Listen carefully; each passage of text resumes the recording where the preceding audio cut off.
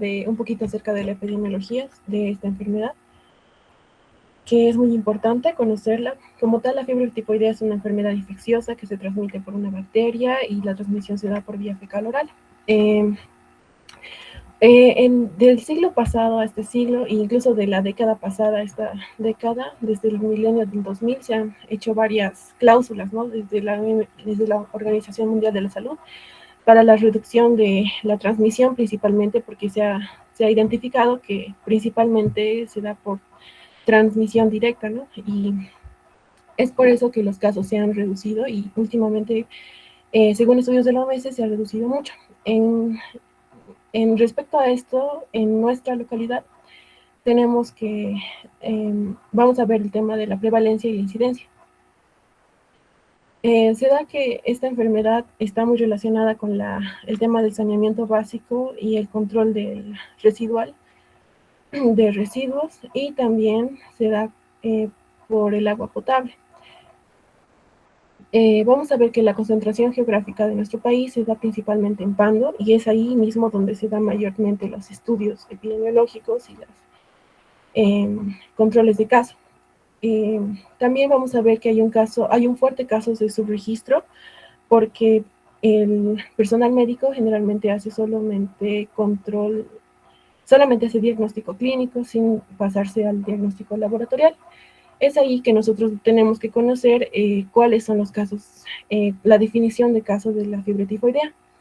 Aquí tenemos caso sospechoso, que es al menos 3 días consecutivos de fiebre dentro de un lapso de 7 días, o la sospecha de un personal médico con un caso de fiebre tifoidea, que aquí sabemos que es por síntomas, ¿no? Sintomático, que va a ser la fiebre, puede ser fiebre, fatiga, cefalea, dolor abdominal inespecífico,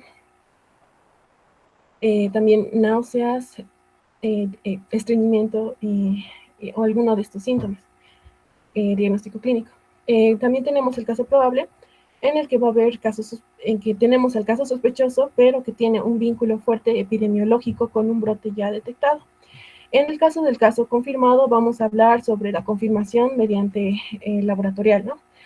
En respecto a la prevalencia en Bolivia, tenemos que es considerada una enfermedad endémica persistente, aunque realmente no hay un control muy anual, digamos, de esta enfermedad, o no hay diagnóstico muy certero, no hay mucha información, pero se conoce que hay portadores crónicos. Respecto a la prevalencia mundial, se tiene que realmente la prevalencia es más alta, más que todo en los países de África y Asia, y se relaciona con el agua potable y la falta de higiene. En cuanto a la incidencia en nuestro país, en La Paz, hay algunos estudios de sedes que nos dicen que la incidencia es moderada, pero no nos dicen, digamos, algo certero, y se da principalmente en áreas rurales del norte de La Paz. En cuanto a la incidencia regional, se da en relación a la mala higiene y principalmente en departamentos de riesgo, como Pando, Beni, norte de La Paz, y zonas periurbanas de Santa Cruz. Siguiente, por favor. Vamos a hablar un poco sobre la historia de la enfermedad. Aquí vamos a ver el periodo patogénico, en el cual tenemos nuestra triada, y también vamos a poner énfasis en el ambiente, ¿no? Que aquí vamos a ver lugares con contaminación, lugares insalubres, temperaturas altas en algunos casos, y bueno, áreas silvestres en lo que es en Bolivia, ¿no? También se dan otros brotes, pero este es el general. Generalmente se da esto. El periodo patogénico, vamos a tener la etapa subclínica, que como hemos dicho, la transmisión es fecal-oral, que se da por el contacto o la ingesta de alimentos contaminados, entre un periodo de incubación de 8 a 72 horas. En cuanto a la etapa clínica, vamos a ver los síntomas generales, los síntomas característicos, que vamos a ir desarrollando más adelante. Tenemos las consecuencias graves, que por ejemplo, por mencionar alguna, tenemos más prevalencia de colitis, ¿no? Colitis, también tenemos las secuelas, y tenemos los casos en los que la persona llega a fallecer. También tenemos la cadena epidemiológica, que nos va a explicar acerca de cuál es el verdadero inicio de la enfermedad, con el agente infeccioso, el reservorio que vamos a nosotros, la puerta de salida, la vía de transmisión que hemos dicho ya fecal oral, la puerta de entrada y el huésped susceptible. Y finalmente vamos a ver un poco, o sea, hablando de epidemiología, sobre la prevalencia primaria, que es la medida principal para esta enfermedad, que se relaciona con conductas y consecuencias de la población. ¿Cómo responde la información que se le da, ¿no?, sobre la fiebre tifoidea, que es una enfermedad eh, que debería ser conocida por todas las personas, y la prevención secundaria, que vamos a tratar al paciente con esta enfermedad, y en la prevención terciaria, que vamos a ver la rehabilitación y el reacondicionamiento del paciente. Siguiente, por favor. Bueno, con respecto al perfil clínico y la carga en Latinoamérica, vamos a ver que la fiebre tifoidea es una infección sistémica causada por Salmonella typhi, como ya habíamos visto. Eh, es un marcador clásico de inequidad sanitaria y falta de saneamiento básico. También respecto a la clínica, vamos a ver que el dato cardinal, es la fiebre prolongada mayor a 7 días. Y es una enfermedad de evolución progresiva, no aguda como una gastroenteritis común, digamos. Puede haber diarrea o estreñimiento. Bueno, más adelante igual van a hablar sobre eso, pero esto es respecto a cómo detectar un caso clínico, ¿no? También algo que podría mencionar es la presencia de bradicardia relativa de Fayette y las manchas rosadas abdominales, que igual para diagnóstico clínico y confirmación de caso. En el caso de la epidemiología, a nivel global afecta principalmente a niños de zonas endémicas, pero en Latinoamérica, en varios estudios, principalmente me baso en un estudio de García y de Mendoza, que se realizó el año 2024, que se ha realizado el año 2024 y se ha hecho un estudio de casos sospechosos desde el 2022, desde el 2020 al 2022. Se ha dicho que, bueno, ha concluido en que en Latinoamérica predominan en adultos jóvenes de 19 a 29 años con un... Ay, perdón. Siguiente, por favor. Bueno, ahí estaba lo de datos epidemiológicos sobre que la media de edad sería el 23 años en Latinoamérica. También que el 73% de los casos ocurren en las zonas urbanas, principalmente en condiciones precarias. Eso es importante, ¿no? La distribución geográfica en razón, el predominio es de 3 a 1 en tanto a la razón urbana. También existe estacionalidad, eso sería interesante poder hacer un estudio, ¿no? Pero esto es de España, entonces se da una ciclicidad en mayo y junio en España, y esos son los picos respecto a la semana epidemiológica que se ha hecho en un estudio en el que me estoy basando. También este estudio refleja transmisión comunitaria activa asociada a condiciones sociales también. Bueno, en lo que dice el manejo contexto institucional, se ha detectado en el estudio que se ha dado principalmente en centros educativos, el 89% de los afectados de nuestro estudio en España. Siguiente, por favor.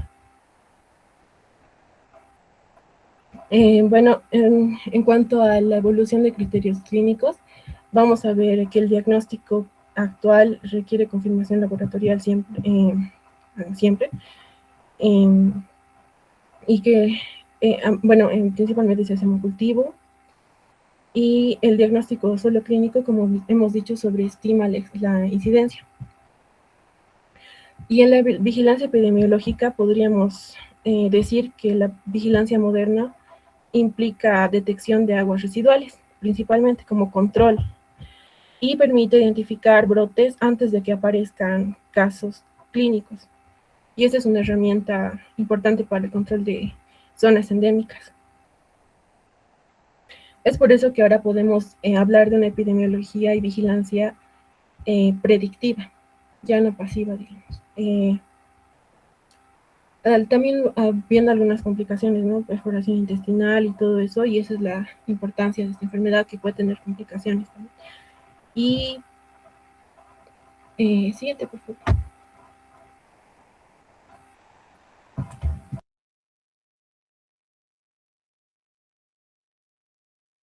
Ok, doctor.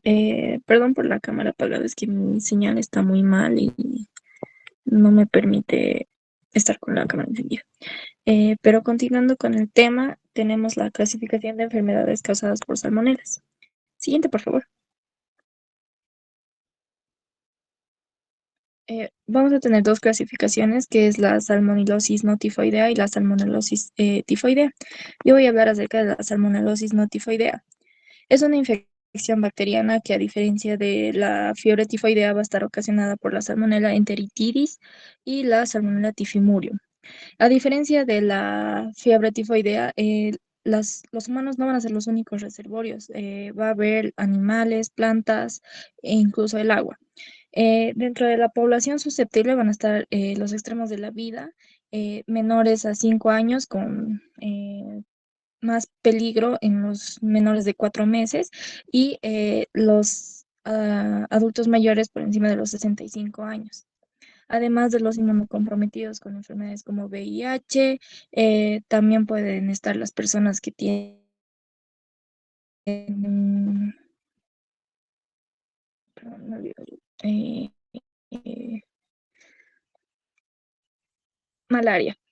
Después tenemos que la patogenia va a ser ocasionada en la mucosa del colon, el ileón distal, y la respuesta inflamatoria va a ser ocasionada por los polimorfonucleares que van a secretar interleucina 8 y van a producir una diarrea que puede llegar a ser sanguinolenta. Las vías de infección van a ser por el consumo de alimentos contaminados, como el huevo, que se ha demostrado que las gallinas que están infectadas eh, contaminan el producto antes de que se forme el cascarón del huevo, y la única forma de evitar la infección es la cocción del huevo hasta que la yema esté totalmente cocida. Después tenemos las carnes que son insuficientemente cocidas y se ha visto una cepa que es la Salmonella 4512i, que está en la carne de cerdo.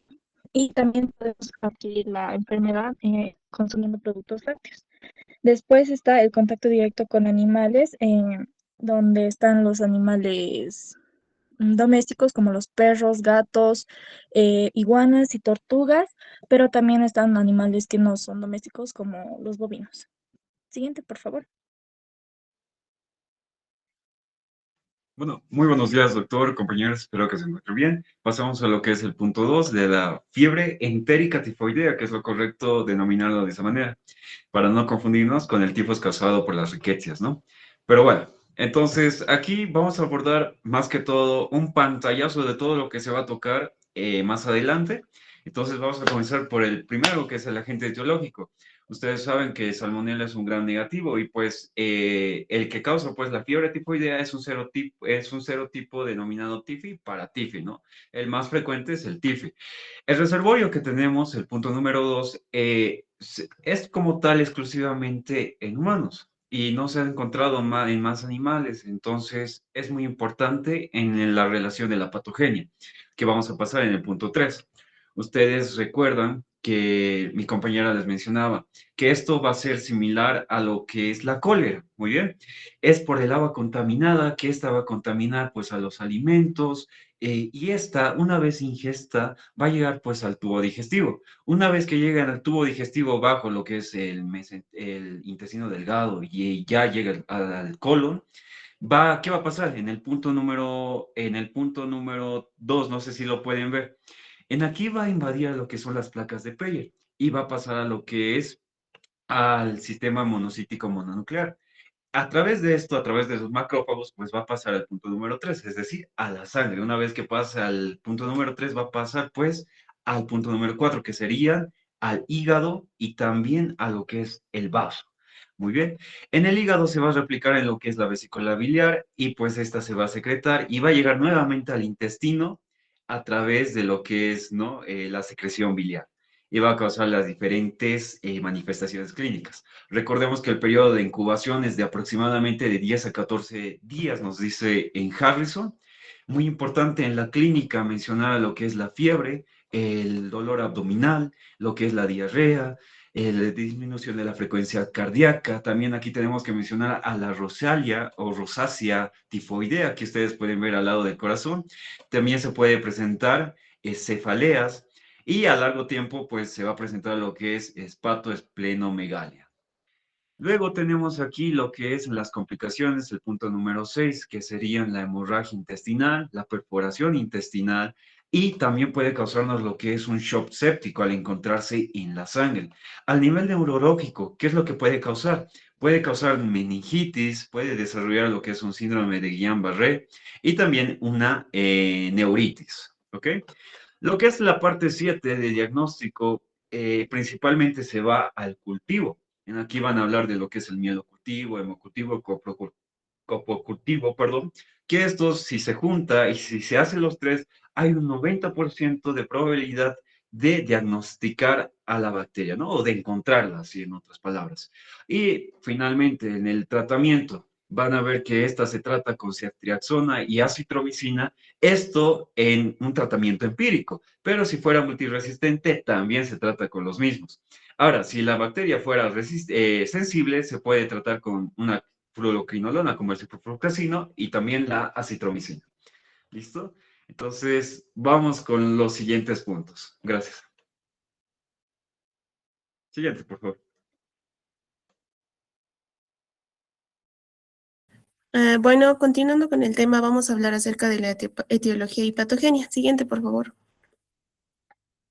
Bueno, como ya se había mencionado, en este caso vamos a dar un poquito más de prioridad a la salmonela del serotipo TIP, y como se ve en el punto 1, la clasificación, pues esta pertenece a la familia Enterobacteriaceae, subespecie Salmonella entérica, subespecie entérica, y es del serotipo TIP. Este es básicamente un bacilo gram negativo que es móvil por los flagelos perítricos que se encuentran alrededor de su superficie. Tiene un tipo de respiración anaerobia y este básicamente no fermenta lactosa, pero una característica que lo diferencia de Escherichia coli, pero este es productora de ácido sulfúrico. Y en el punto 3 vemos ahí una imagen pues de su estructura antigénica. Este va a estar formado por un antígeno somático O, que es básicamente termoestable y le determina la serología de este mismo. También vemos ahí un antígeno flagelar que es termolábil y es responsable de la respuesta inmune tanto de tipo IgG o de IgM. Y el último importante es su antígeno de virulencia, básicamente porque este actúa como un escudo que impide que los anticuerpos y el complemento llegue al antígeno O y evite que los macrófagos destruyan básicamente a esta bacteria, permitiendo así su supervivencia. También vemos ahí en el punto 4 que son los factores de virulencia y patogenicidad. Ahí vemos unos SP1, bueno, SPI1, que son básicamente islas de patogenicidad, y estas básicamente en el caso de la 1 le permite inyectar proteínas a la célula del intestino para formar su propia entrada, y la de tipo 2 le permite sobrevivir dentro del macrófago evitando que el fagosoma lo fusione con el lisosoma y básicamente evita ser digerida. También vemos ahí la toxina tifoidea, que le ayuda a diferenciarse de las otras salmonelas comunes. En este caso, la tifi produce la toxina AB, y esta es la que causa el daño celular y contribuye a los síntomas sistémicos que lo van a explicar mejor en las manifestaciones clínicas. Y básicamente en el tipo 4, en el punto 5 vemos la resistencia, y como ya lo había mencionado mi compañero, esta sobrevive. Vemos ahí aguas heladas, al hielo, aguas residuales y alimentos congelados, pero esta es sensible ¿a qué? Uno es al calor, básicamente, así es que esta puede ser destruida cuando es pasteurizada o cuando se encuentra en un estado de ebullición, y también a desinfectantes comunes como el cloro. Y pues como igual se había mencionado, esta es básicamente un patógeno humano estricto. Esta serovariedad no tiene reservorios animales, por lo cual la infección va a ser de humano a otro humano que se encuentra enfermo o es un portador sano. Siguiente, por favor. Continuando, vamos a hablar de la patogenia, donde básicamente esta pues va a llegar tras ser ingerida en agua o alimentos y pues la bacteria al tener esos flagelos permite sobrevivir y también por su pared le permite sobrevivir al pH ácido del estómago. Entonces esta va a llegar hasta el ilion terminal y ¿qué va a ocurrir? Primero va a ocurrir un proceso de adherencia, donde este se va a unir a las microvellosidades de las células M, es decir, a las células especializadas en las placas de Player y también a los enterocitos. Vamos a ver que esta llega y ¿qué va a hacer? Va a invadir.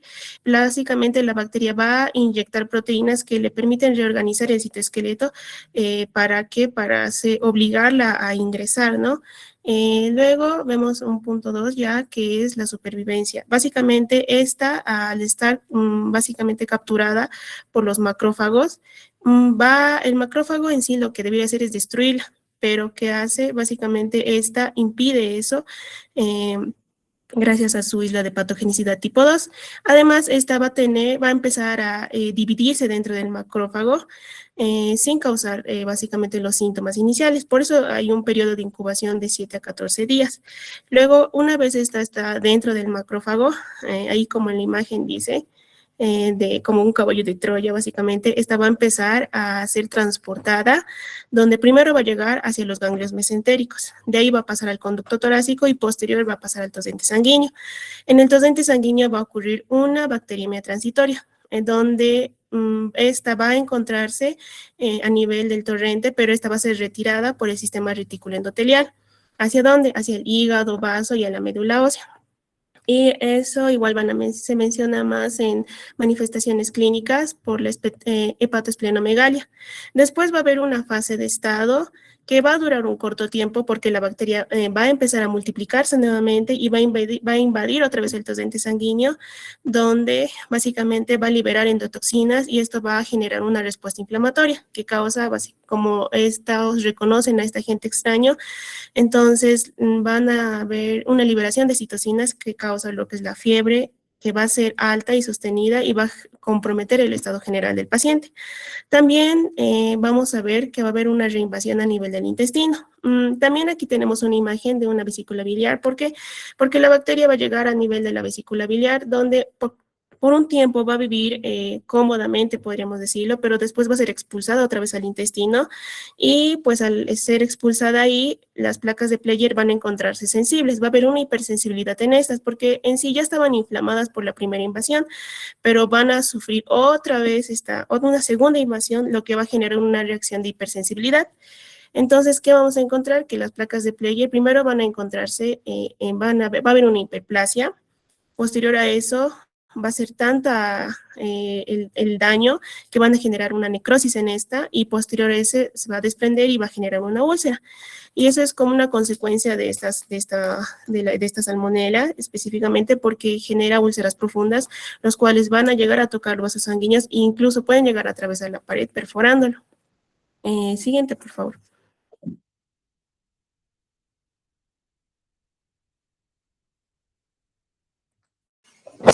Bueno, doctor, voy a continuar con lo que son las manifestaciones clínicas. Siguiente, por favor. Bueno, vamos a empezar con lo que son las manifestaciones generales. Estas suelen ser inespecíficas y de inicio gradual. El síntoma más característico va a ser la fiebre prolongada, que va a alcanzar valores entre 39 y 40 grados centígrados y puede aumentar progresivamente durante la primera semana. Esta fiebre puede estar acompañada de cefaleas, escalofríos, malestar general, diaforesis, mialgias y en algunos casos también el dolor de garganta. También es muy importante destacar que estos síntomas pueden aparecer antes del inicio de la fiebre, lo cual va a dificultar su diagnóstico temprano. Las manifestaciones digestivas, estas van a ser variables y no siempre van a estar presentes desde el inicio de la infección. La manifestación más frecuente va a ser la anorexia, presente en un 55% de los pacientes con fiebre tifoidea, seguida del dolor abdominal de un 30-40%. Luego pueden presentarse lo que son las náuseas y vómitos, el estreñimiento y la diarrea, que va a ser más frecuente en niños y en pacientes con VIH. Siguiente, por favor.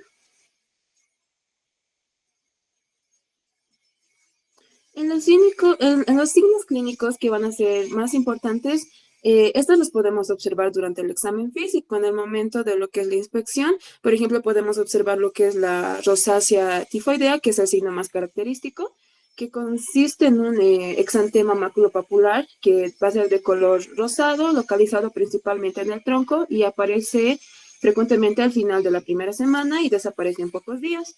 También es frecuente observar lo que es la lengua saburral.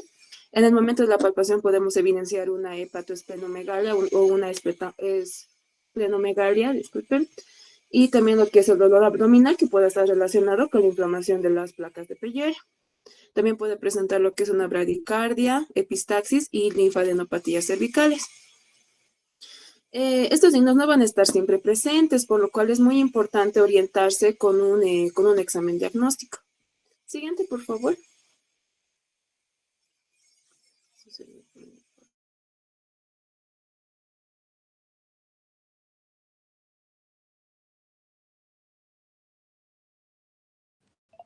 Bueno, yo continúo. Siguiente, por favor. Em, Como sabemos, en cada en sí enfermedad puede llegar a tener complicaciones y en este caso la fiebre tifoidea más que todo va a llegar a tener complicaciones cuando el paciente no va a tener un tratamiento correcto o simplemente no va a contar con un tratamiento. Y la mayoría de estas complicaciones se dan entre la segunda a tercera semana de la evolución de la fiebre tifoidea. Una de las complicaciones es la perforación intestinal, que es en sí considerada como la complicación más grave, porque va a ser la principal causa de mortalidad y esta se va a producir más o menos en la semana 3 de la evolución de la fiebre tifoidea y tiene una frecuencia de 1 a 3% en los pacientes. Va a estar asociada, como ya habíamos mencionado, a enfermedades, bueno, en sí a la enfermedad de la fiebre tifoidea, pero que no haya sido tratada. Esta en sí va a ocurrir por la invasión de la bacteria de la Salmonella typhi y va a invadir más que todo y va a producir una hiperplasia de las placas de Peyer, causando una necrosis y posteriormente la ulceración profunda. Todo esto va a llegar a una perforación del ilion distal, causando también incluso una peritonitis. Y más que todo, la clínica que vamos a ver en este caso va a ser el dolor abdominal súbito. También vamos a poder observar el abdomen en tabla, una fiebre más un deterioro brusco, el ilio paralítico que va a disminuir también los ruidos intestinales. Siguiente, por favor.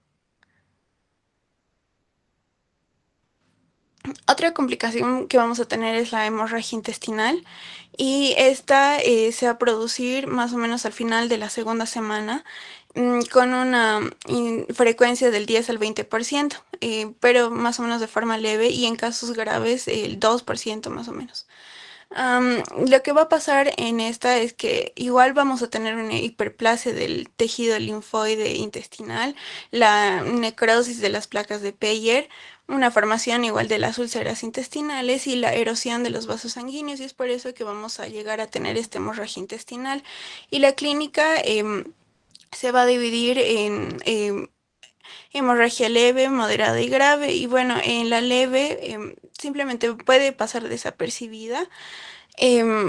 Nuestro paciente puede presentar anemia progresiva, debilidad y sangre oculta en las heces. En la moderada ya vamos a poder ver la melena, la palidez y posiblemente la taquicardia en nuestro paciente, y en una hemorragia grave la hematoquexia, una hipotensión, shock hipovolémico o incluso una caída brusca de la hemoglobina. Siguiente, por favor.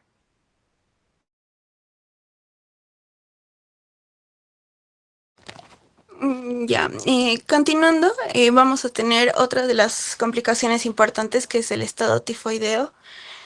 Y en sí, esta es de muy baja incidencia y suele ocurrir entre la segunda y tercera semana de la evolución. También puede coincidir con una máxima bacteriemia y con una mayor carga inflamatoria. Lo que pasa aquí es que de igual manera, gracias a esta diseminación sistémica que va a haber, va a haber una liberación masiva de endotoxinas que van a activar en sí a la inflamación como respuesta de nuestro cuerpo, causando una disfunción en sí de la barrera hematoencefálica, la alteración del metabolismo cerebral, una hiperfunción cerebral relativa. Y lo que nuestro paciente nos puede mencionar es que al inicio tal vez, o sea, puede llegar a sentirse confundido, desorientado en tiempo y lugar, también una dificultad para llegar a concentrarse.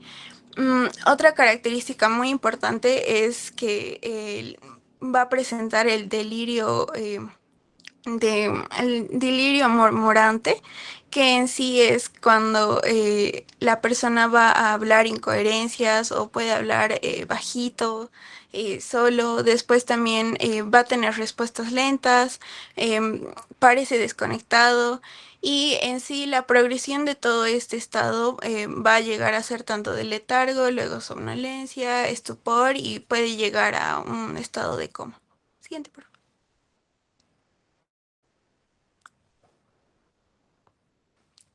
Y bueno, las otras complicaciones que tenemos no son tan frecuentes ni tan importantes, pero en sí se podría mencionar también que hay complicaciones cardiovasculares que igual van a ser producidas por la bacteriemia prolongada em, y y el daño inflamatorio del miocardio, causando una clínica de dolor torácico, arritmias, signos de insuficiencia cardíaca en casos graves, también complicaciones respiratorias por la inmunosupresión relativa y también la infección bacteriana, causando tos, disnea, infiltrados pulmonares. También vamos a poder escuchar estertores. Y en algunas complicaciones renales se puede producir la glomerulonefritis como un mecanismo inmunológico en la cual vamos a encontrar edema, hematuria, proteinuria e hipertensión, y también se puede encontrar la insuficiencia renal aguda que nos va a causar oliguria, el aumento de la creatinina y la retención de líquidos. Siguiente.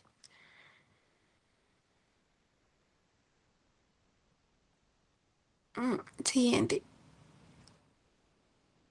Y algunas otras son igual las complicaciones hematológicas por la alteración que va a existir en la médula ósea y la infección sistémica que nos puede causar anemia, por lo tanto vamos a tener a nuestro paciente pálido. También la leucopenia, que es típica en esta fiebre tifoidea. Después también la trombocitopenia, por lo que nos pueden referir sangrados. Y en casos raros también puede existir la coagulación intravascular diseminada, produciendo equimosis. Otras complicaciones son las osteoarticulares, o sea, se van a ver con más frecuencia en pacientes que ya tengan igual la anemia falciforme. Y en la osteomielitis, por ejemplo, vamos a tener el dolor óseo localizado, la fiebre y inflamación. Y en la artritis séptica, el dolor articular, las limitaciones de movimiento y calor local. Mm, Después, en las complicaciones hepatobiliares es igual por esta diseminación bacteriana, pero en este caso en el hígado y en la vesícula. Y las manifestaciones que podemos tener son la hepatitis tifoidea, la em, elevación en sí de las transaminasas, que pueden ser tanto leves a moderadas, la hepatomegalia, la colicistitis, y esto en sí es más común en el portador crónico. Y también es importante saber que la vesícula es el principal reservorio en portadores crónicos. Siguiente.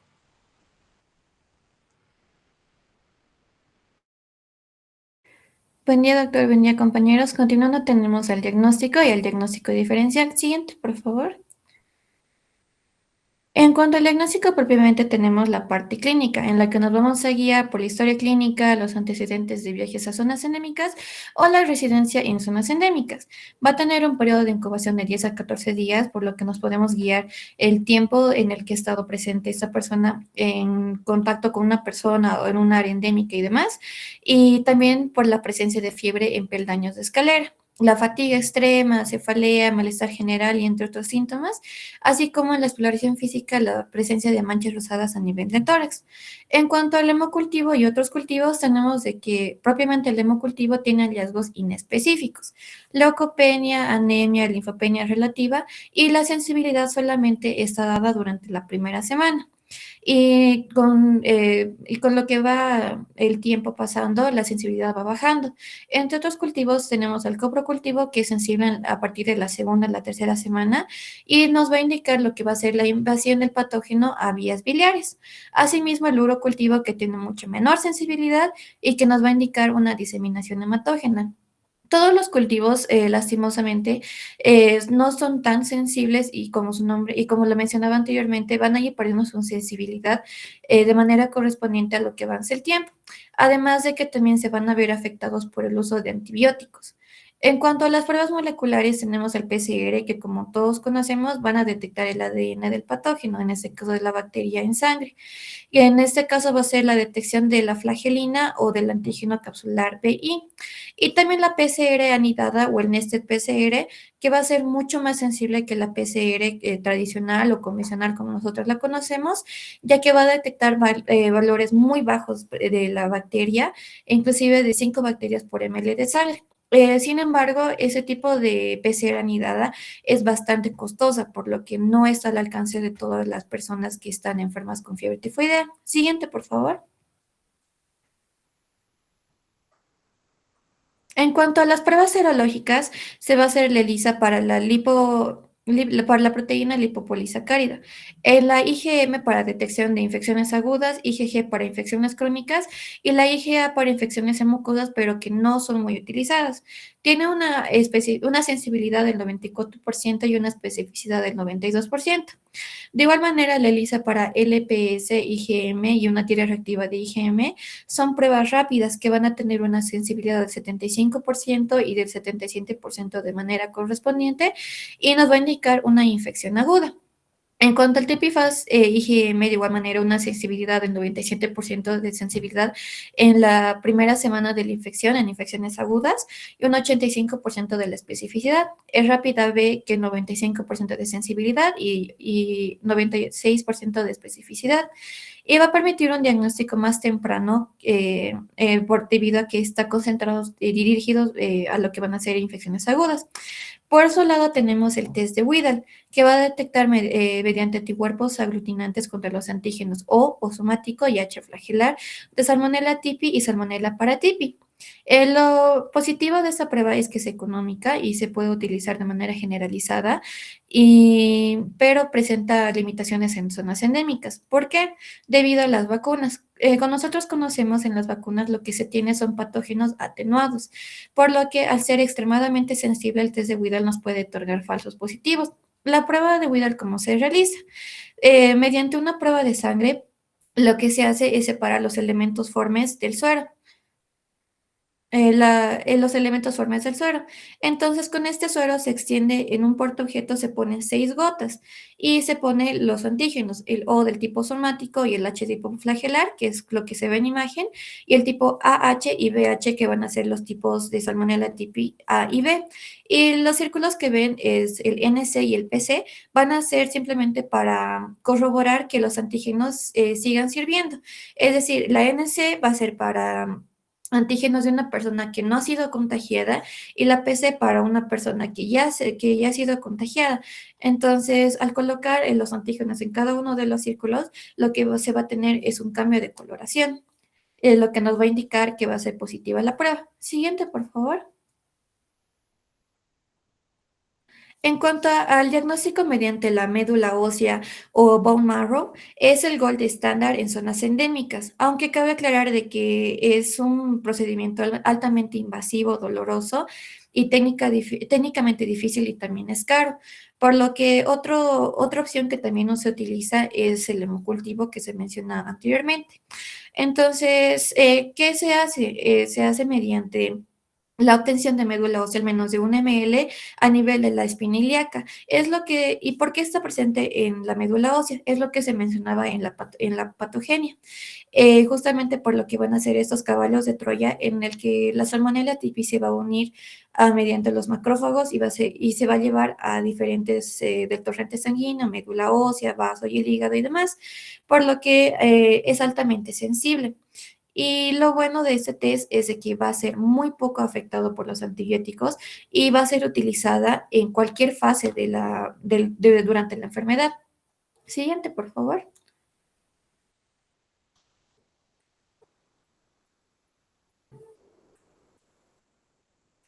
Y en cuanto al diagnóstico diferencial, tenemos a la malaria, que va a tener, se va a aparecer, ¿por qué? Mediante la fiebre, dolor de cabeza, mialgia, síndromes gastrointestinales y también la exposición a zonas endémicas o zonas tropicales. Pero se va a distinguir de la fiebre tifoidea mediante a la fiebre paroxística, es decir, de lo que nosotros conocemos como la fiebre terciaria, la fiebre cuaternaria, la anemia y la esplenomegalia común. Y también el test de Widal va a salir negativo en este caso. Relacionado con el dengue, tienen en común la fiebre alta aguda, el dolor de cabeza, la mialgia y la erupción cutánea, que se puede confundir con las manchas rosadas presentes en el tórax. En cuanto a, ¿y por qué se diferencia? Es por la trombocitopenia marcada, la leucopenia, la mialgia intensa y el dolor retroorbitario. Siguiente, por favor.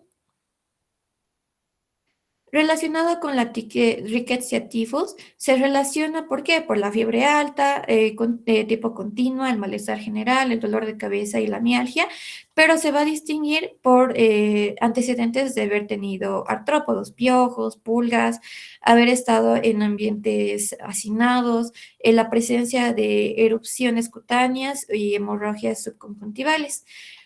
Por otro lado, tenemos la prueba de la hepatitis que tiene relación o que se parece con la fiebre, malestar general, dolor abdominal, los viajes a regiones endémicas, pero se va a distinguir por el predominio de la ictericia y también por la marcada elevación de transaminasas en cuanto a las pruebas hepáticas.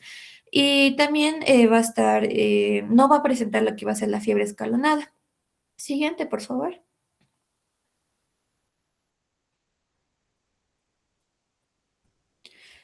En cuanto a la leptospirosis, se va a relacionar por lo que ya se había mencionado, que como ustedes pueden ver, se parece en todos, la fiebre, dolor de cabeza, mialgias y síntomas abdominales, y se va a distinguir por la sufusión conjuntival, la mialgia severa a nivel de las pantorrillas y la disfunción renal y la ictericia. También se va a distinguir con el absceso amibiano hepático, que se va a tener en común la fiebre, dolor abdominal, hepatomegalia, y elevación de las enzimas hepáticas, pero se va a distinguir por el dolor sensible que va en la región del cuadrante superior derecho y también por la presencia de entamoeba histolítica que nos va a indicar en cuanto a las pruebas serológicas. Y tampoco va a estar presente la fiebre. Siguiente, por favor.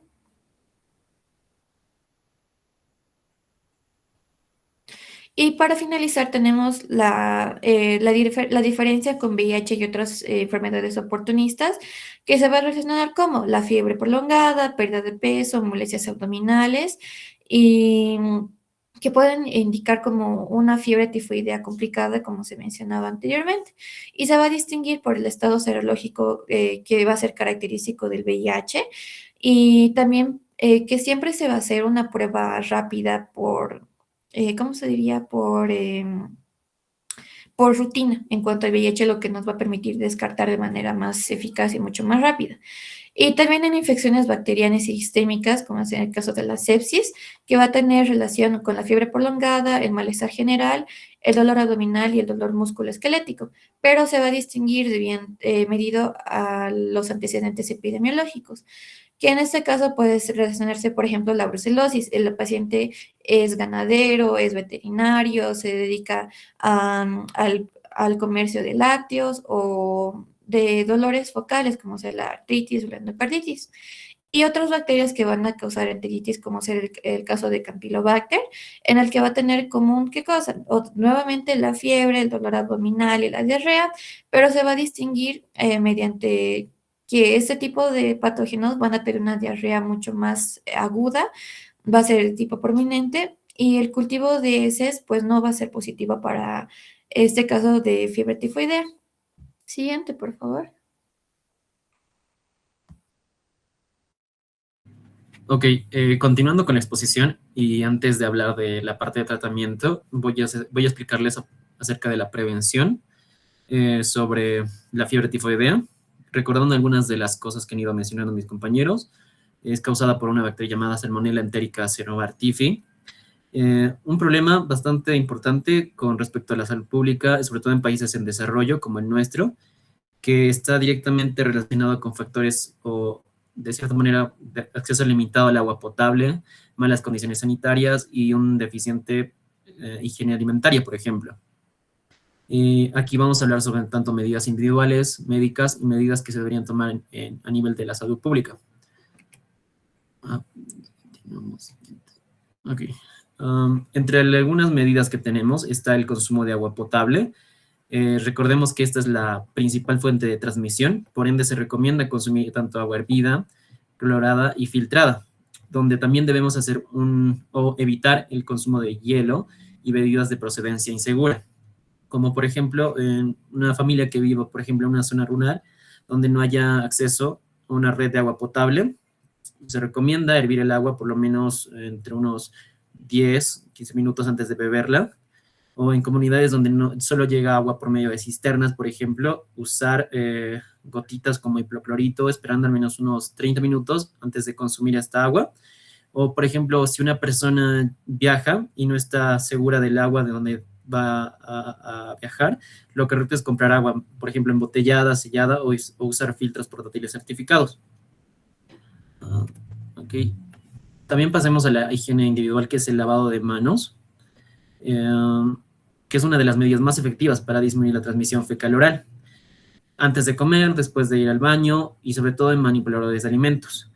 Por ejemplo, sabemos que una persona al salir del baño puede no lavarse las manos y luego contaminar lo que son los alimentos, por ejemplo, no sé, las frutas, el pan, y sobre todo en escuelas hay que tener principalmente este cuidado, ya que los niños muchas veces comen sin lavarse las manos después de jugar en el suelo, por ejemplo, y esto puede aumentar, por ejemplo, los brotes escolares. O en un hospital o centros de salud, el lavado de manos del personal puede reducir el riesgo de transmisión cruzada. También aquí hacemos mención a los manipuladores de los alimentos, donde se indica un control sanitario, una higiene estricta y una educación sanitaria, y una suspensión laboral si es que estos alimentos se encuentran infectados. Sabemos como, por ejemplo, que un cocinero puede contaminar una comida de su restaurante, por ejemplo, y generar decenas de casos. O, por ejemplo, en un comedor universitario, en la universidad, hay que realizar un control sanitario y por ejemplo, evitar así un brote sostenido. Además, aquí se puede mencionar que un vendedor, por ejemplo, los vendedores de comida callejero, no pueden usar quizás agua de todo segura para lavar utensilios, para que influyan de esta manera en la transmisión de la salmonela. Ya, también hablando de portadores crónicos, estos se caracterizan porque eliminan bacterias sin síntomas y son un reservorio frecuente en su vesícula biliar. Por ende, se debe tener un control por medio de cultivos, antibióticos prolongados y en casos graves, cirugía. Por ejemplo, una persona que tuvo fiebre tifoidea hace años puede seguir eliminando Salmonella typhi en heces y no podría saberlo. O un portador crónico puede trabajar en un restaurante, por ejemplo, y contamina los alimentos. O como ya habíamos visto, el video que nos hizo ver el doctor, el caso de Mary Malone, una como se vio, una cocinera por toda la crónica que causó un brote bastante importante de Estados Unidos. También aquí hablamos sobre la vacunación, que es complementaria a todas estas medidas sanitarias que se indicaron, sobre todo en zonas endémicas, en brotes, y principalmente se recomienda a los viajeros. Tenemos ahí a la vacuna oral, la T21A, que se caracteriza porque es una vacuna que contiene una formulación viva atenuada, se administra por vía oral desde los 6 años y tiene una eficacia aproximadamente del 50%, y su refuerzo es cada 5 años. Y no se debe administrar en inmunodeprimidos como característica. También tenemos la vacuna bipolisacárida, que sus características incluyen que es inyectable, es una dosis única con una eficacia de 60 al 70%, con un refuerzo de 2 años y que no se debe administrar en menores de 2 años. También tenemos a la vacuna TCP, que está bastante recomendada por la OMS y con un uso desde los 6 meses, donde las ventajas se mencionan que tiene una mayor inmunidad, otorga una mayor inmunidad, una protección prolongada, y se recomienda su uso en campañas masivas para evitar la salmonela y una estrategia considerada más moderna. También hablamos sobre saneamiento ambiental, donde tenemos que considerar la eliminación de excretas, el tema del alcantarillado y el tratamiento de aguas. Por ejemplo, en zonas o comunidades que defecan al aire libre, por ejemplo, contaminan lo que son ríos, pozos, y puede aumentar los casos de fiebre tifoidea. También los sistemas de alcantarillado, que son deficientes, pueden mezclar aguas residuales con agua potable. Y, por ejemplo, si no existe un plan del tratamiento de agua, estas aguas contaminadas se descargan en ríos que luego se usan como para consumo o riego. Y nos demuestra que este problema no es solo médico, sino un problema más relacionado con infraestructura y la pobreza.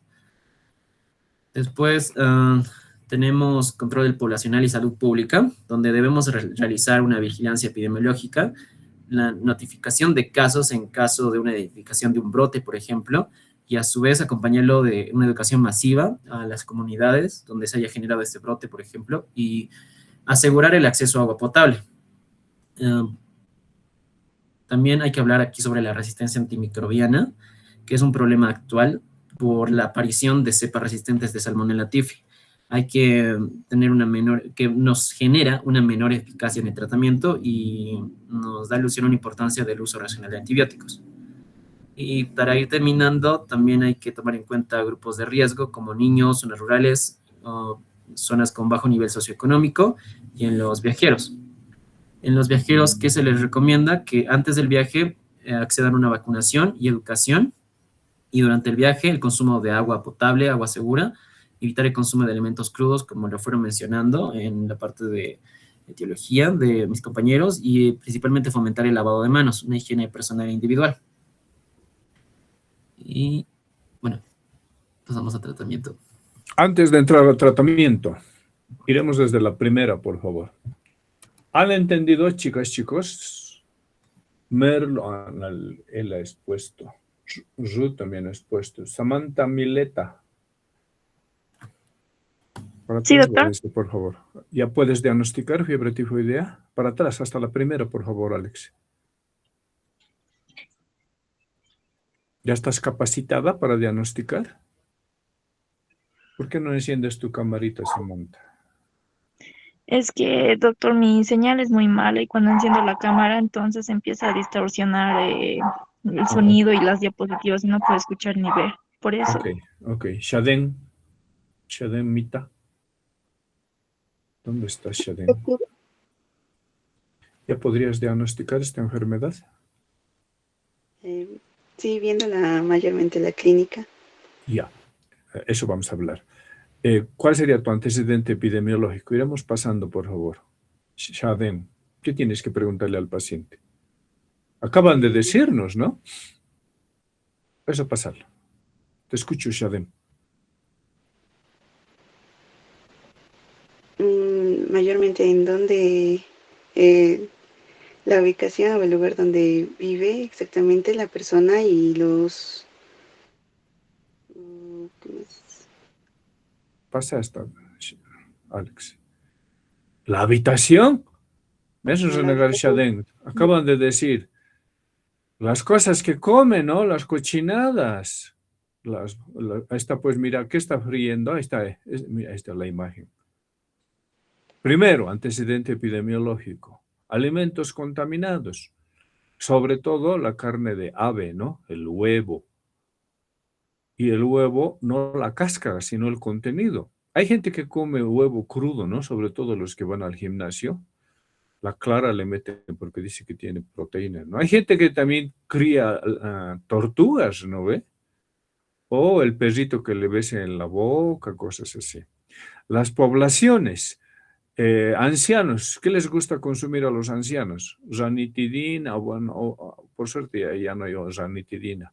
Omeprazol, antiácidos, eso baja la defensa, ¿no? Importa también los inóculos, ¿no? Sobre todo la higiene, ese es el punto clave, ¿no? Nos decía, por ejemplo, hielo, pero hielo de agua cruda, no es raro que se consuma. A ver, vayan a la Plaza Triangular, en el cementerio le están tirando heladito de canela. Es con agua cruda, no la hacen hervir, ¿no? Entonces el riesgo es terrible. Antecedente epidemiológico, ¿se entiende, no ves? Chiquitas, chiquitos. Samira Magali. Where are you now? Samira Magali. Iremos pasando, por favor, las diapositivas. ¿No está la Samira? Sí, doctor. ¿Y tu cámara?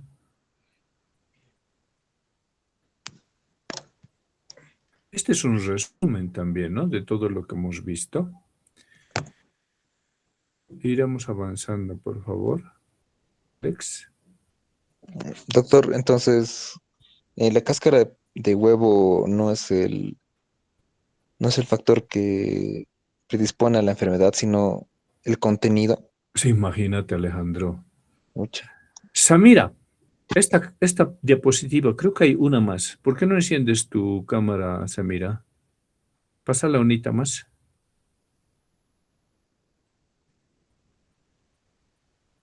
Aquí. ¿Ves la imagen, Samira Magali? Sí, doctor, lo veo. ¿Qué ves en el cuadrito debajo de donde dice segunda continua bacteremia? ¿Qué dice ahí?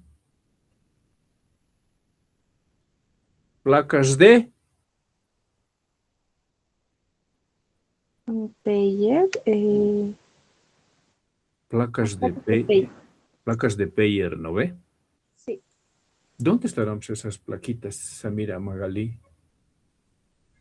En el intestino. ¿En qué lugarcito? ¿En el abdomen? ¿Epigastrio, hipogastrio, flanco? ¿O dónde? ¿Dónde lo vas a ubicar? En el flanco izquierdo. Flanco izquierdo. ¿Qué opinas, Samantha? Porque es la parte Yo diría importante. no. Miren, fíjense la imagen. Justo hay sitios es donde está penetrando. Ahí está sucediendo todo. Miren a ver el grafiquito. Necrosis, trombosis, úlcera, perforación, reinfección, placas de Peyer. ¿Cómo es, Samantha Mileta? ¿Por qué no Doctor, yo enciendes diría tú? que están en el mesogastrio, puesto que está ahí el intestino delgado. Se encuentra en mayor cantidad el intestino delgado ahí. ¿Por qué no enciendes tu cámara, Samantha? ¿Dónde dices que está ubicado? Doctor, ¿Hipogastrio? mesogastrio, doctor. Internet Mesogastrio. está lento. Ay, sí, tú. Aldo Ubermisme. ¿Dónde? ¿Ilion distal? A ver, manden mensajitos. ¿Dónde piensan que está esta vaina? Porque es bien importante. Bueno, doctor, las placas de Peyer forman parte de lo que es el GALT, tejido linfoide asociado a mucosas. Se encuentra en mayor cantidad en el ilion, justamente como menciona Samantha, del intestino delgado. ¿Pero dónde lo ubico? ¿Hipogastrio, epigastrio, mesogastrio, flanco? ¿Dónde? ¿Quién? Nadie, nada. Alejandro, hipogastrio. ¿Otro? Fosa ilíaca derecha. Martínez Apasa, ¿qué es? ¿Brian? ¿Y el Juanito? ¿Dónde está el Juanito? No lo escucho. Aquí estoy, doctor. ¿Dónde está? Igual estoy de acuerdo con la fosa ilíaca derecha. Eso. Fosa ilíaca derecha. Eso te ha faltado diagnósticos diferenciales. ¿Qué está en la fosa ilíaca derecha, Juanito? el apéndice, el ciego y pues el hígado. El Mira, apéndice. Yo les decía, no sé si hago bien en transmitirles mis demonios. Doctor, me duele en la fuerza ilíaca derecha a la macana. ¿Y ahora qué voy a hacer? ¿Y ahora esto será fiebre tifoidea? ¿O será apendicitis? Y si es apendicitis, yo le mando a su casa. Y en su casa se revienta el apéndice y se convierte en peritonitis. Y por ese chinga. ¿Qué les parece ese drama? Ese riesgo. ¿Qué voy a hacer? ¿Cómo era la clínica de la fiebre tifoidea? Porque es una decisión muy fuerte, chicas, chicos, que ustedes no distingan bien, que no diferencien un cuadro quirúrgico de un cuadro clínico. Puede costarle la vida al paciente. ¿Se están dando cuenta, no, la importancia? Bien. Entonces ahora lo que tenemos que repasar es clínica. Por eso le decía al Alex, pero no me han hecho caso, supongo que por falta de tiempo, no sé. Clínica por semanas, entraremos a la parte de clínica, porque bien cortito, no sé qué compañera lo ha hecho. Bien cortito, bien facilito, bien rapidito, bien incompleto. Fiebre. Ya, primera condición. Tiene que haber fiebre. Miren qué dice ahí, 38 a 40 grados. Entonces, ¿qué ya habíamos repasado en base a la fiebre? Alguno de ustedes ya lo ha dicho. A ver, vamos a ver. ¿Quién era? Heidi Martínez Calizaya.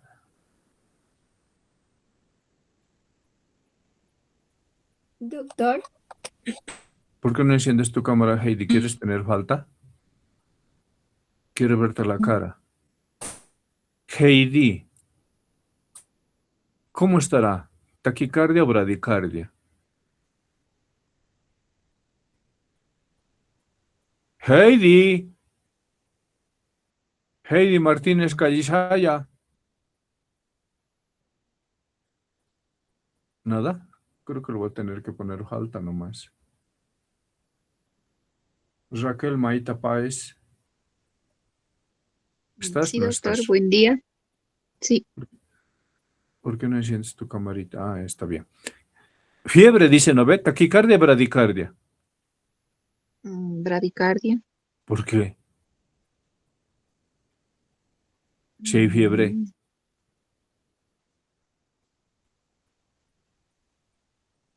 Es el famoso signo de Faguet que estamos hablando desde el primer día que nos hemos visto, ¿no ve? ¿Ves que hay fiebre? Hay bradicardia. Signo de Faguet. Diarrea, dice. ¿Cómo es la diarrea? Más frecuente en niños, como si fuera ají de alberjas, dice. En el adulto, estreñimiento. Bien. Seguiremos viendo, por favor, una imagen más, creo que hay. Alex, por favor. Esas manchitas, ¿quién me las puede describir, esas manchitas? ¿Qué son esas manchitas? parecen pápulas. Pápulas, dice el Juanito. ¿Otra opinión? ¿Nadie nada? Pueden ser Nadia, dos. Sí, Nadia no me Gabriela equivoco, es un eritema. ¿Qué son? Máculas. Josam dice máculas. Esto también es bien importante para hacer diagnóstico diferencial, chicas, chicos. Esto se presenta, ¿cuándo? En la segunda semana de la enfermedad. ¿Qué características tiene? Dice que son del tamaño de la cabecita de un alfiler. Y que si le aprietas, desaparece. ¿Dónde se localiza? De la raíz de los miembros superiores a la raíz de los miembros inferiores. Eso es, Samantha dice, desaparece la digitopresión. Esto es bien importante para hacer diagnóstico con púrpura trombocitopénica idiopática, ¿no? La lengua saburral, la halitosis, la bradicardia relativa, la epistaxis, ¿no? Y en la garganta tienen que ir a revisar la angina de Duguet, la angina de Lewis, la angina de Devic. La de Lewis dice que se localiza en la base de la garganta, que ni siquiera le deja respirar. Además, esto también se puede diseminar, difundir a todo el organismo. ¿Qué le va a producir al paciente? Artralgias, mialgias, ¿no? Entonces es una enfermedad que la llaman la gran simuladora. Entonces, en base a estos síntomas, signos, tienen ustedes que diferenciar con la apendicitis. La apendicitis dice que se inicia el dolor en el ombligo y va bajando a la fosa ilíaca derecha. Esta no, es directamente en la fosa ilíaca derecha. Y alguien también estaba diciendo, ¿no? Como diagnóstico diferencial, ovario, ¿no? Quistes de ovario. Entonces, por favor, Alex, grupo, esto de la clínica me lo van a rehacer. Bien bonito. Primera semana, segunda semana, tercera semana. Samantha Mileta, ¿estás por ahí? Sí, doctor. ¿En qué semana se producen las complicaciones? A partir de la tercera semana, doctor. La tercera semana más peligrosa, ¿no? Entonces lo arreglamos, por favor, siempre van a hacer harto énfasis en clínica. Iremos pasando, miren, tenemos ya 10, 16, ni hemos empezado el siguiente tema. Las complicaciones, pasas rapidito, por favor, de manera que la pueda leer, pero no. Ahí está la perforación, miren, que se perfora el intestino por comer porquerías, por comer cochinadas, ¿no? Pasaremos perforación, otrita. Hemorragias también, ahí está justo, miren, hemorragias intestinales. Una aclaración necesaria, por favor, chicas, chicos. Nunca, nunca, nunca van a diagnosticar salmonelosis. Salmonelosis es el nombre del tema, que puede tener 4 formas de presentación. Gastroenteritis, fiebre entérica llamada también fiebre tifoidea, portador asintomático, la maritifoidea, o alguna localización específica. A ver, pasa por favor, Unita. Alguna itis. Meningitis, artritis, ¿no? Hay que tener cuidado con eso. Miren, el sistema nervioso central puede ir de letargo, somnolencia, estupor, puede llegar al coma, ¿no? O sea, esta enfermedad es realmente terrible y no le damos mucha importancia. Y en las estadísticas a veces aparece confundida. Si tiene diarrea, es tifoidea. No siempre puede presentarse con diarrea.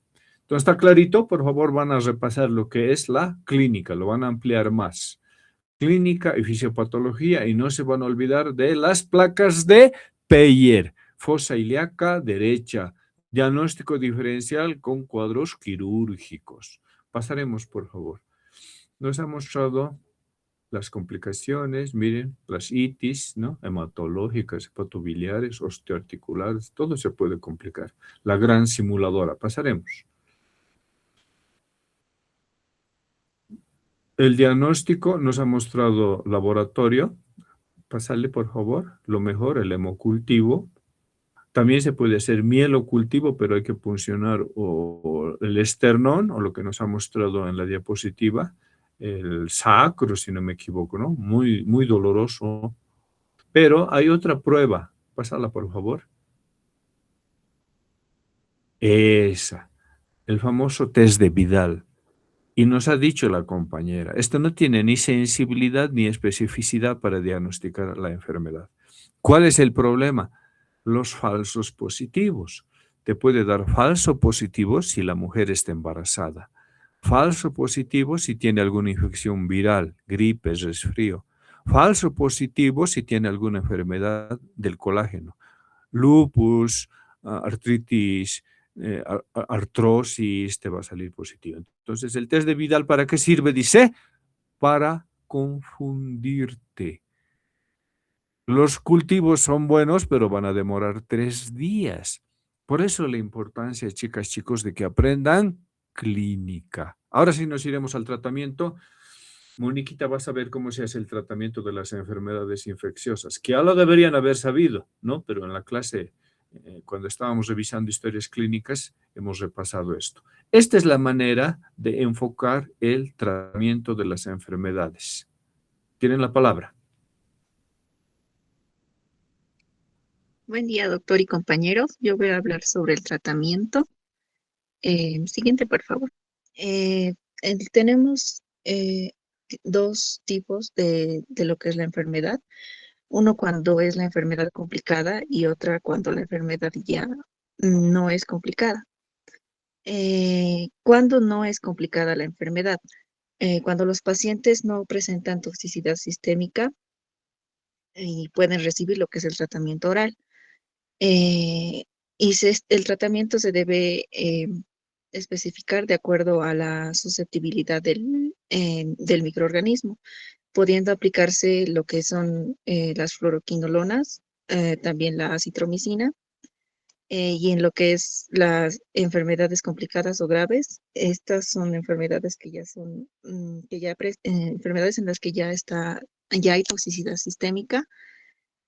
También hay la alteración del estado de conciencia y la disfunción orgánica. El tratamiento debe ser parenteral y se elige el antibiótico según el origen geográfico. En alguna bibliografía nos decía que en Pakistán o Irak hay mucha resistencia, por lo que se puede usar carbapenémicos, y en caso de que haya sospecha de resistencia, también se puede usar carbapenémicos. En caso de alergia a las cefalosporinas, se puede usar lo que son las Treonam. Y si hay riesgo de resistencia, fluoroquinolonas parenterales. El tratamiento de la fiebre entérica, también como lo decía más antes mi compañero, fiebre entérica tifoidea. Esta enfermedad presenta una alta tasa de mortalidad. Es importante que nosotros sepamos cómo escoger el tratamiento antibiótico inicial, fundamentalmente tomando en cuenta lo que es la susceptibilidad de los agentes causantes de esta enfermedad, como también ya se dijo antes, que pueden ser Salmonella typhi o Salmonella paratyphi. En los casos de que esta fiebre tifoidea sea sensible a los fármacos, se usa lo que son las fluoroquinolonas, que son las más indicadas para estos casos. Pasa la Y la más diapositiva, usada Alex. entre ellos es la ciprofloxacina.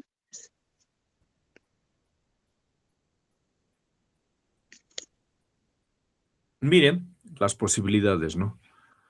Pueden usar cotrimoxazol, ahí dice trimethoprim, sulfametoxazol, después dice fluoroquinolonas, después dice cefalosporinas, después dice cloranfenicol. Pasa, por favor. Alex. Para las recaídas, para el portador crónico. Ahí están los nombres de los medicamentos, pero no están los tiempos, ¿no? Corticoides en casos severos, dice, seguimiento clínico. Pasaremos, por favor. Lo completas, por favor. Todos los medicamentos que estás mencionando, con dosis, la frecuencia, el tiempo, ¿ya? Esto quiero que me lo expliquen. ¿Quién va a hablar de esto? Yo, doctor. Dale. Como ya lo vimos en las anteriores diapositivas, tenemos lo que es el triángulo de Davis, que nos habla de 3 agentes que son importantes para la resolución del cuadro, que se debe tener en cuenta, que es el antimicrobiano, el microbio y el huésped. En lo que es el microbio, que en este caso sería Salmonella typhi o Salmonella paratyphi, este agente presenta algunas características, que estas características que son la variabilidad en lo que es la susceptibilidad al tratamiento antibiótico. Esto, de acuerdo a la región geográfica, puede haber cepas sensibles a fluoroquinolonas que se debe tomar en cuenta, También puede haber cepas con una disminución a la sensibilidad a la ciprofloxacina. También hay cepas multiresistentes y también hay cepas con posible resistencia a la ceftriaxona. Estos microorganismos, esta salmonela, como también lo vimos en las anteriores diapositivas, puede generar recaídas en lo que es el huésped y puede causar una respuesta clínica de parte del huésped muy variable, que esto varía de acuerdo al antibiótico utilizado. Entonces se debe a adaptar lo que es el tratamiento a la salmonela. El tratamiento antibiótico se maneja en lo que son las fluoroquinolonas. También, como ya lo dijimos, la ciprofloxacina o la ofloxacina. Ahora ya hablando del agente antimicrobiano, esto actúa de acuerdo a la sensibilidad que presente el microorganismo, y el microorganismo puede presentar resistencia al antimicrobiano. Como ya lo dijimos, se puede usar fluoroquinolonas en caso de que haya resistencia a las fluoroquinolonas. Se puede usar carbapenémicos en caso de resistencia a la ceftriaxona. Ahora, el tratamiento antimicrobiano dura mínimo de 5 a 10 días. También asociado al antimicrobiano se puede usar lo que son los glucocorticoides.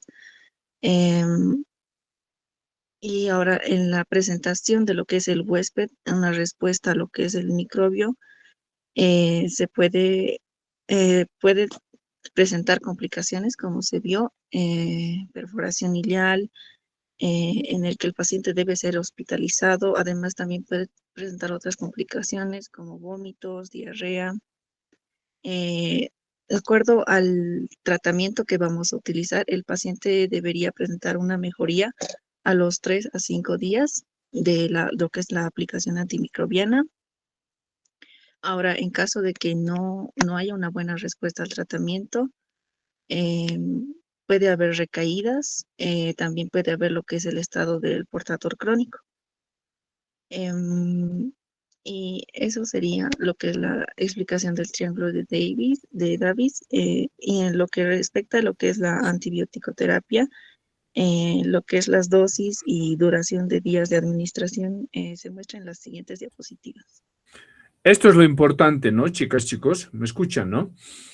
Esta es la manera de enfocar el tratamiento de los pacientes. Porque nos decía, por ejemplo, quinolona, le gusta mucho a la compañera la quinolona. Pero si el huésped es niño, ¿le podemos dar quinolona? Sí, no, ¿por qué? Micaela Márquez, ¿qué le puede pasar? Micaela.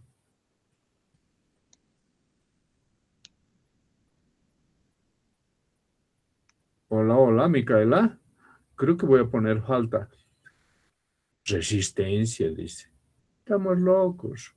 Afecta el cartílago de crecimiento. Entonces, por mucho de que esté indicado, dependiendo al huésped, no le puedo dar. Le voy a curar su tifoidea y lo voy a dejar enano. Si está embarazada, ¿le puedo dar? Ahora la compañera decía, imipenem. ¿Y si el huésped no tiene plata? Se dan cuenta, ¿no? En el antimicrobiano, ¿qué tengo que repasar? Farmacocinética, farmacodinamia. El microbio, ¿qué tengo que repasar? Si es sensible, si es resistente, si es gram positivo, si es gram negativo. En el huésped, ¿qué tengo que repasar? Todas sus condiciones. Es niño, es anciano, cómo está su hígado, cómo está su riñón, cómo están sus defensas, tiene dinero. Entonces, eso es lo que tienen que, en todas las enfermedades infecciosas, tener en cuenta este triángulo, la triada quimioterápica. Por favor, Maita, me lo haces de todos los medicamentos, sus dosis. A ver, pasaremos. Creo que ya tienes eso. Para el portador asintomático, para la embarazada, aquí está. Por ejemplo, a la embarazada, ¿cuál le darías, Maita? Ahí ya tienes la lista de toditos.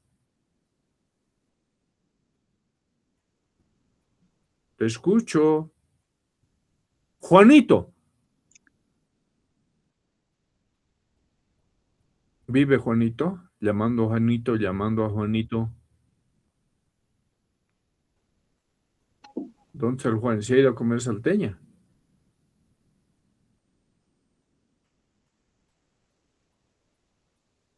Juanito, ¿qué problema habría si le damos cloranfenicol? Ciprofloxacina quiere darle a la embarazada. Acitromicina con C escribe Martínez. Mejor no escribas. Juanito, ¿qué le pasa si le doy cloranfenicol? Porque está ahí en la lista, ¿ya? La Samira sabe. ¿Dónde está la Samira? ¿Le puede dar Kernicterus? No, otra cosa con el cloranfenicol. ¿Con quién has hecho fármaco, Samira? Pucha, qué barbaridad. Juanito, ¿con quién has hecho fármaco? No te han enseñado. Entonces siempre hay que ir viendo también, ¿no?, las reacciones adversas. El cloranfenicol te produce aplasia medular. Por mucho de que esté ahí en la lista, tengo que ver, ¿no?, las reacciones adversas. Chicas, chicos, estamos 10:31. Antes de que me olvide, si los minibucerdos siguen jorobando con su paro indefinido, mañana, entonces el examen se posterga para el día lunes por orden del doctor Choque. ¿Se ha entendido, chiquitas, chiquitos? Bien. Segunda cosa, estamos en 10:32. ¿Qué les han dicho sus docentes? Doctor Juan Pablo, doctora de la Vega, doctor Choque. Ni hemos tocado nuestro siguiente tema, malaria. El representante, ¿qué hacemos? Doctora de la Vega, la doctora de la Vega es bien puntual, los va a estar esperando. ¿En qué han quedado?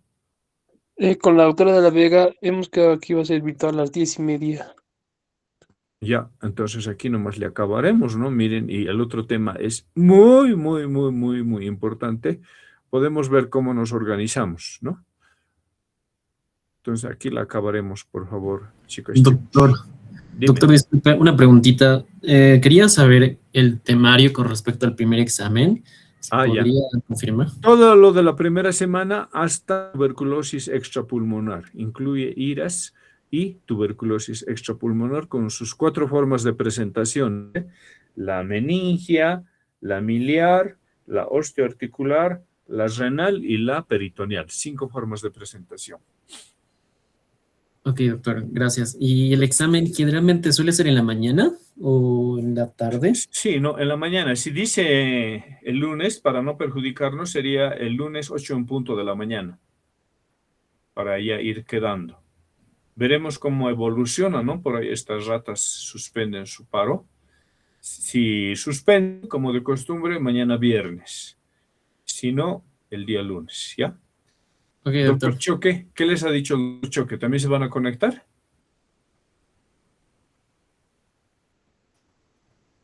¿No va a haber clase hoy día?